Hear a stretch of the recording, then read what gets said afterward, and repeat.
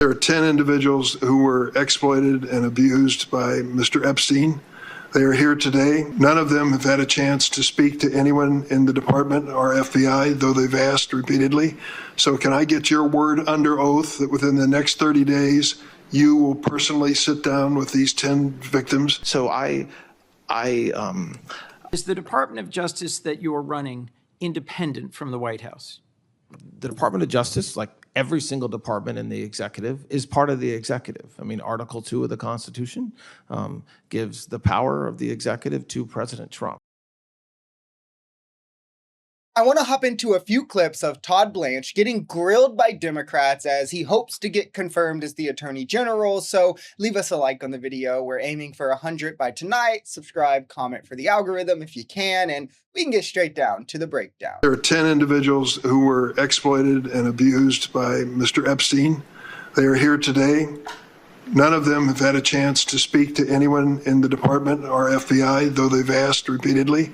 So can I get your word under oath that within the next 30 days, you will personally sit down with these 10 victims and hear their case in terms of what needs to be done by the Department of Justice? Chairman, I appreciate them being here today. I also have somebody from my office who's spent her entire career working on cases like Mr. Epstein's. She's in charge of our task force investigating human trafficking. She's available to talk to them. She can sit right next to you. She can sit right next to you when you meet with these survivors. I have never said I will not meet with survivors. Will you meet with these 10 survivors? I'm asking you on the record. If they have lawyers, as you know, I'm prohibited from meeting directly with them. I have met with counsel for survivors, as has many people in the Department of Justice, over 30.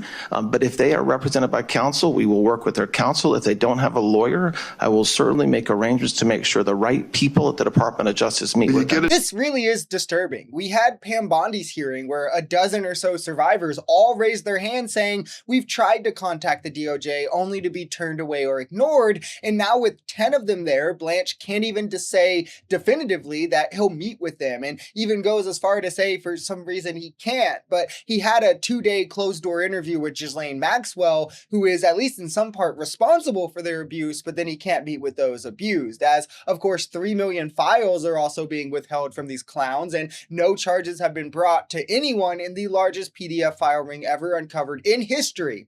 And like, in true Trump fashion, the only investigation that he's ordered to be had in relation to the files is into Democrats connected to Epstein, because he literally only cares if it gives him a political talking point. Who, if anyone else, did Mr. Epstein traffic young women to? There's from what we learned, from what we know. So when we know, I mean, what's in the FBI files and what's in the DOJ files, we did not identify evidence. And by we, I mean career prosecutors, not me, not my leadership, but career prosecutors in New York and career prosecutors in Florida who worked this case hard, did identify other participants, some of whom, as has been discussed, were also victims themselves of Mr. Epstein. But we did not have evidence, as of now, of other men who were that were trafficked, that Epstein helped traffic. That does not mean it didn't happen, and I want to be clear about that. It just means that we have evidence that the FBI gathered and that the Department of Justice gathered, and that's the body of work that we have to work with, which is why I said earlier, if there's anybody out there, victim or otherwise, that has information, I beg them to come forward. So to recap where we are, we have the largest PDF file ring ever uncovered in history and no evidence of any wrongdoing. There's two ways to look at this. First, how Trump ran for over a year promising there would be names, notably Democrats, only for it to be a big nothing burger. Like, how many times can Trump do this and we still have people believing anything he says, either out of him being disingenuous or incompetent? But like, the only investigation being into Democrats, despite dozens of allegations in the files against Trump, Trump being mentioned more than Harry Potter in Harry Potter, more than God is in the Bible. Like, we have to step back and look at things. I mean, there's there's the personal letters, the photos, the damning information. So how much of this relationship between Trump and Epstein that we were led to believe isn't close is worse than we thought? You have to be able to step back and see that he's being protected in all this. Whether that speaks to direct guilt is up to you to decide, but it is astonishing to see the cover up in real time. Made unredacted versions of the entire database available to everybody in this body.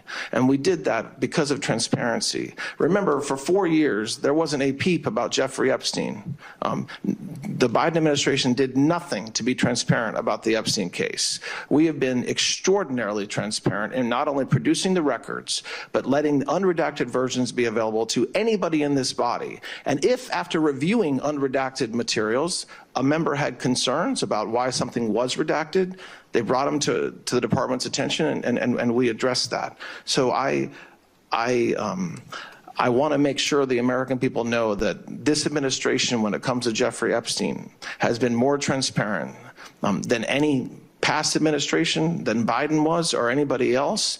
And what we did is we complied with the law. And if we learn a new material, we will most certainly review it and make it available. This part is funny because the public response is that they have not done the Epstein release well. We have Epstein survivors claiming, well, you're not doing us justice like you promised. Not only the majority of Congress, including Republicans like Lauren Boebert, but the drafters of the Epstein law, Ro Khanna and Thomas Massie, are also saying this administration is not in compliance. We know 3 million files have not been released. We know that both the files that were released had redactions where there shouldn't have been, but also there was non-redactions, names leaked that should have been redacted. And again, no charges brought against anyone. Biggest PDF file ring ever. Ghislaine Maxwell moved to a more comfortable, more relaxed prison situation, and the only investigation being launched into Democrats, despite those like Trump having dozens of these allegations within the files. But we're supposed to take all of this and just ignore it and believe that this guy, or believe him when he says they're doing everything they can to bring justice and they're dedicated to it. They're either complicit or incompetent at this point. I don't really see any other angle that works. Is the Department of Justice that you're running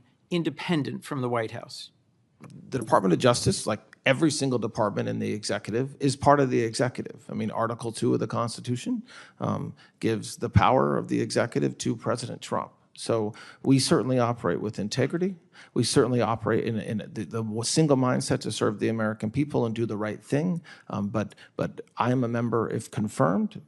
I will be a member of the cabinet. I'm serving in the acting capacity that way now, just like the other cabinet members. And President Trump can fire me whenever he wants. So I found this clip hilarious given the 180 we're seeing from these MAGA clowns from just 2 years ago, where it was the Biden DOJ as a bad thing, of course, because how dare the president put his thumb on the scale of the DOJ? This is, of course, despite that not even being true, it was just lies, yet MAGA still caused this to be like this outrageous moment because the DOJ needs to be separate from the presidency, only as Trump is now actually weaponizing the DOJ, MAGA is like, well, guys, the DOJ is under the executive. Like, of course we follow his lead, which isn't true. Like, it's stretching what it's meant to be, where the DOJ is an independent body. It functions under the executive, and that executive decisions are made by the president, like hiring and firing, where even then the pretense is supposed to be the president does so not in a way to control or influence the DOJ. It's like a hospital, right? The owner of a hospital gets executive say, hires the doctors and nurses, but the hospital owner isn't telling the doctor what surgery is needed to fix whatever issue. The AG is supposed to be directing what cases are brought up based on whatever evidence, not because the executive is telling him to do so. Like, imagine if you had heart complications, right? And your doctor was like, yeah, we're going to do heart surgery, right? And then the owner who comes in, no medical experience, but he is the executive of the hospital, comes in and he's like, actually, just give him some ibuprofen. He'll be fine. Nobody would think that's good. And it's the equivalent of what's happening in the DOJ under Trump.